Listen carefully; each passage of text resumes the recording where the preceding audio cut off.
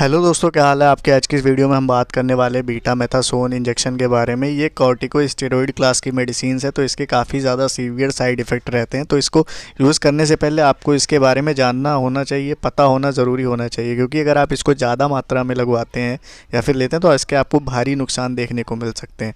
उसके बाद मुझे आपसे एक हेल्प चाहिए। अगर आप इस वीडियो को यहाँ तक देख कर पहुँच गए तो प्लीज़ इस वीडियो को आधे से ज़्यादा तक देखो और चैनल को सब्सक्राइब करके रख लो, और वीडियो पसंद आए तो लाइक करो और कमेंट करो, क्योंकि इस चैनल की रीच डेड हो चुकी है और मैं बहुत कोशिश कर रहा हूँ कि इस चैनल पर रेगुलर कंटेंट डालूँ। तो अगर आप थोड़ी सी हेल्प करोगे तो मैं फ्यूचर में इससे अच्छे कंटेंट आपके लिए ला सकूँगा। तो बीटामेथासोन एक कॉर्टिकोस्टेरॉइड क्लास की मेडिसिन है। इस वीडियो में हम जानेंगे वो क्यों यूज़ होती है, इसके साइड इफ़ेक्ट क्या क्या रहते हैं एंड किन केसेस में इसको नहीं लेनी चाहिए। और अगर आपकी पिछली कोई भी मेडिकल हिस्ट्री है, कोई बीमारी है या फिर किसी दवाई से एलर्जी है, तो उसको लेने से पहले आप अपने डॉक्टर को ज़रूर बताएं, ताकि इसके आपके सीवियर साइड इफ़ेक्ट से बचा सकें। तो अभी हम बात कर लेते हैं बीटामेथासोन के यूज़ के बारे में। तो ये यूज़ होती है इन्फ्लामेशन के केस में। इन्फ्लामेशन जैसे कि आपकी बॉडी में कोई एलर्जी हो जाती है, उसकी वजह से आपको सूजन आ रखी होती है पूरे शरीर में, किसी भी पार्ट में हो सकता है, आपके उंगलियों में, पैरों में, हाथों में, कहीं भी। अगर आपको सीवियर स्वेलिंग आ गई है, सूजन हो गई है, तो उस केसेस में इस मेडिसिन को दिया जाता है। सीवियर एलर्जीज हो जाती है, मतलब कि आपके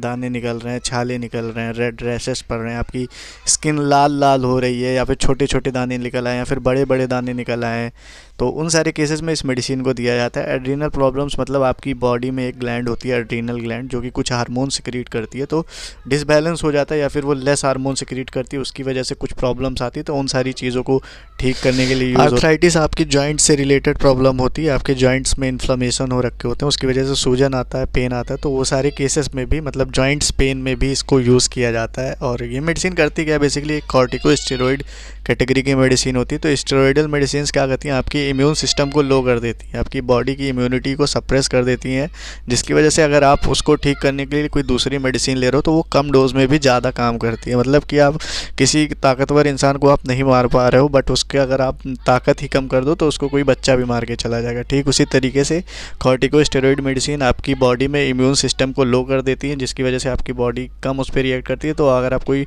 कम पावरफुल भी ड्रग लोगे तो वो अपनी काम से ज़्यादा इफेक्ट दिखाने लगती है। ब्रीदिंग प्रॉब्लम लाइक अस्थमा के केसेस में इस मेडिसिन का, कॉर्टिकोस्टेरॉइड का, बीटामेथासोन इंजेक्शन का काफ़ी ज़्यादा यूज़ देखा गया है। क्योंकि अस्थमा में होता क्या है कि आपकी बॉडी को ऑक्सीजन की ज़रूरत होती है, बट आपकी बॉडी लड़ रही होती है, आपका इम्यून सिस्टम काफ़ी ज़्यादा स्ट्रांग हो रखा होता है, तो उस केसेस में आपको आपकी दवाई का इफेक्ट ज़्यादा चाहिए होता है। तो ये मेडिसिन आपके इम्यून सिस्टम को सप्रेस कर देती है। तो अस्थमा के ट्रीटमेंट के लिए जो मेडिसिन ली जाती है वो कम डोज में भी लेंगे आप, तो उसका आपको बेटर इफेक्ट देखने को मिलेगा और आपका क्योर जल्दी होगा। उसी तरीके से सीरियस स्किन कंडीशन, मतलब आपकी स्किन से रिलेटेड कोई भी सीरियस एलर्जी हो जाती है, दाने पड़ जाते हैं, बहुत ज़्यादा दाने पड़ जाते हैं किसी एक पार्ट में या किसी पूरे शरीर में, आपने देखा होगा कभी कभी बैक पर या पीठ पर लाल लाल दाने निकल आते हैं किसी भी एलर्जी के थ्रू, तो उन सारे केसेस में भी इस मेडिसिन को दिया जाता है। बेसिकली वही होता है कि आपके इम्यून सिस्टम को सप्रेस कर देते हैं, और एलर्जी जो होती है आपकी इम्यूनिटी की वजह से ही होती है, आपकी बॉडी रिएक्ट करती है किसी प्रॉब्लम को रोकने के लिए, तो उसी चीज़ को एलर्जी बोलते हैं। तो ये चीज़ आपकी क्या करती है, मेडिसिन इम्यून सिस्टम को सप्रेस कर देती है, जिसकी वजह से आपका इम्यून सिस्टम वीक हो जाता है, कम काम करता है और दवाइयाँ अच्छे से काम कर पाती हैं। तो ये मेडिसिन यूज़ होती है न्यूबॉर्न बेबी होता है, उसमें रेस्पिरेटरी डिस्ट्रेस सिंड्रोम होने के चांसेस रहते हैं। वो क्या होता है कि उनके लंग्स को फुली डेवलप नहीं हो पाते हैं, या फिर होते हैं तो ब्रीदिंग अच्छे से नहीं आ पाती, जिसकी वजह से वो शॉर्टनेस ऑफ ब्रीथ होता है या फिर ब्रीदिंग काफ़ी ज़्यादा फास्ट हो जाती है। तो उस केसेस में इस मेडिसिन को दिया जाता है ताकि बच्चों को बचाया जा सके। फिर उसके बाद सेरिब्रो वेंट्रिकुलर हेमरेज से भी बचाया जाता है, एंड नियोनेटल सर्वाइवल, मतलब कि वही रेस्पिरेटरी डिस्ट्रेस सिंड्रोम को कम करता है और काफ़ी ज़्यादा और कॉन्सिक्वेंसेस को कम करता है, जिसकी वजह से न्यूबॉर्न बेबी या फिर इन्फेंट जो होता है वो सेफ़ होता है। अभी हम बात कर लेते हैं इसके साइड इफ़ेक्ट के बारे में।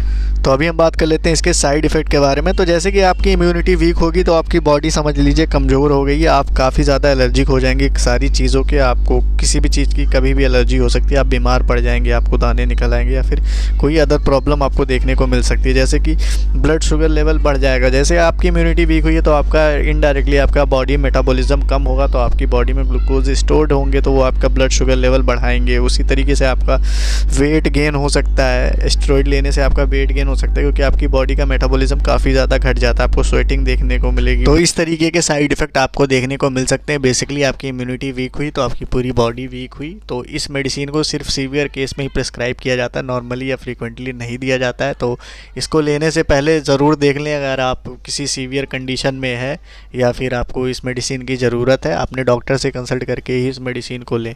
होपफुली इस वीडियो से आपको प्रॉपर हेल्प मिली हो, प्रॉपर इन्फॉर्मेशन मिली हो बीटा मेथासोन इंजेक्शन के बारे में, उसके साइड इफ़ेक्ट के बारे में पता चला हो।